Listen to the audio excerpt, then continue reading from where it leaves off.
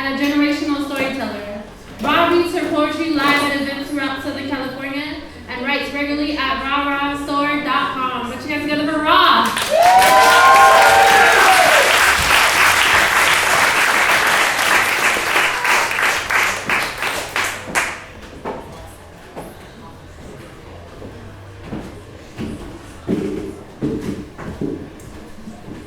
I just want to say that they did give me an easier way to get up here. I chose the stairs. Don't blame them. Well, my name is Avis, and I have a cursed birthday. It's in late August, and historically throughout my life, some of the craziest things have happened on my birthday.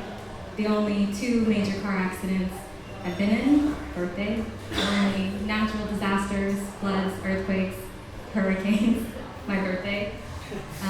But today I'm going to talk about my 30th birthday. And on my 30th birthday, I was in prison. So I had just arrived there 10 days before.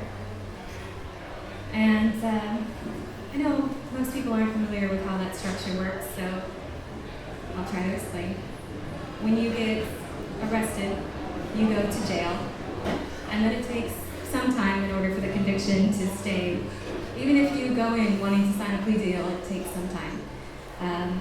I did. I went in to sign a plea deal. I was in Orange County Jail for 4 months while they worked out the details. And then 10 days before my birthday, they woke me up at 3 a.m. and put me in a little room and told me that eventually I would get to prison. Now, when you get to prison, you don't just get to prison. You go to a little in-between purgatory they call AYARD.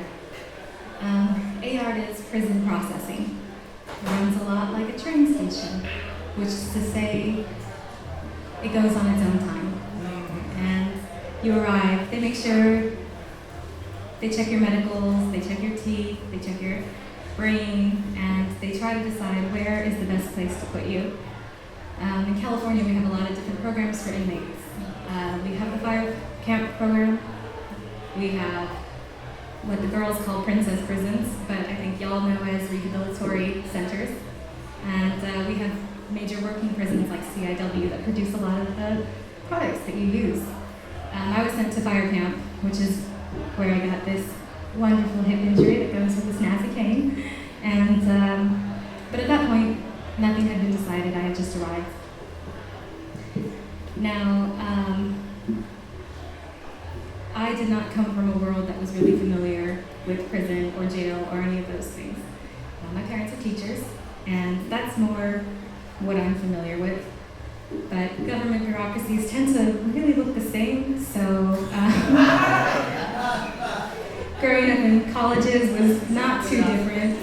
I think I was better prepared for prison than I realized. But so AYARD is a lot like freshman year at any college, where you don't know what you're supposed to do and you're punished for it because there isn't any real system in place for you yet. But the weirdest part about AYARD is that everybody in the state of California who's going to proceed with the prison process ends up there. That means women who are eventually going to be picked up by the feds. That means women who robbed banks, women who will go to death row, women who committed petty crimes, whether they're young, old, Northern California, Southern California. It's a big merging of the women of California, and it's weird. You don't realize how much women especially segregate each other in communities until you're just stuck with all of them all at one time. And it is definitely a different experience. One of the things, because of that chaos, you don't even think about the fact that, like, in California, we don't even really speak the same. I say hella now because I spent a lot of time with girls from Northern California. My apologies. But all types of people from all types of regions. California is a very diverse state. And at AYARD, up at Chowchilla, which is the largest women's prison in the country, they have their own fire program there, and it is a isolated. You don't get to talk to the other prisoners. There's no library. There's no jobs. You spend all your time in an 8-woman cell. And those 8 women could come from anywhere, could be for anything. It's not sorted like the rest of your experiences. So when I got in, this was like August 17th, a couple days before my birthday, I was put into a cell with an arsonist, a car thief, 2 gang members, a murderer, and a woman with some psychological issues that had resulted in some behaviors that in many counties are not illegal at all. But and they didn't know me, of course, so we came from a slightly, oh, by the way, for them, I was the hacker. So a diverse category. And when they found out it was my birthday, or was about to be, they went completely out of their way to make it a good one.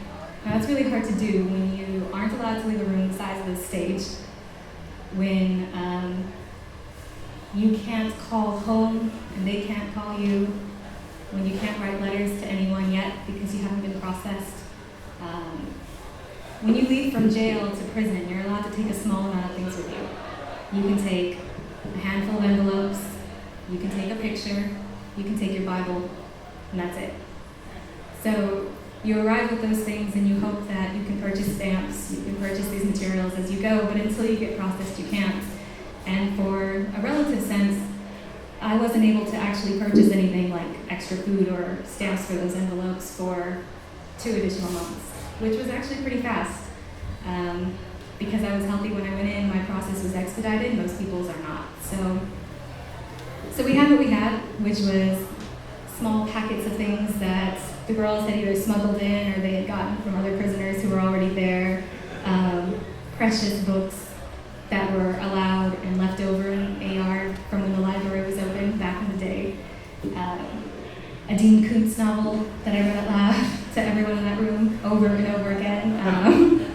I'm an Odd Thomas expert. If you ever have questions, let me know. And so, on top of everything else, I was on a really restricted diet. My husband had diabetes, and I didn't eat any sugar or carbs.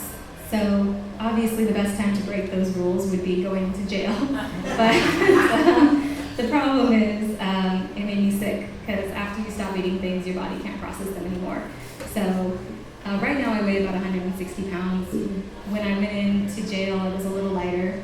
By the time I got to prison, I was 110 pounds because I was pretty much surviving off butter pats that the girls had saved for me and things that I could just hold down. So, knowing that, on my birthday, the girls in my cell, who I had only just met, gathered everything together to make a cake out of top ramen and beans. And one of the girls in there said that in her culture, that you should do something new for your birthday, so that you tell the universe that you aren't done yet, that you're still doing different things. And I told her everything here is new. I never slept on a bunk bed before I went to jail. None of these things.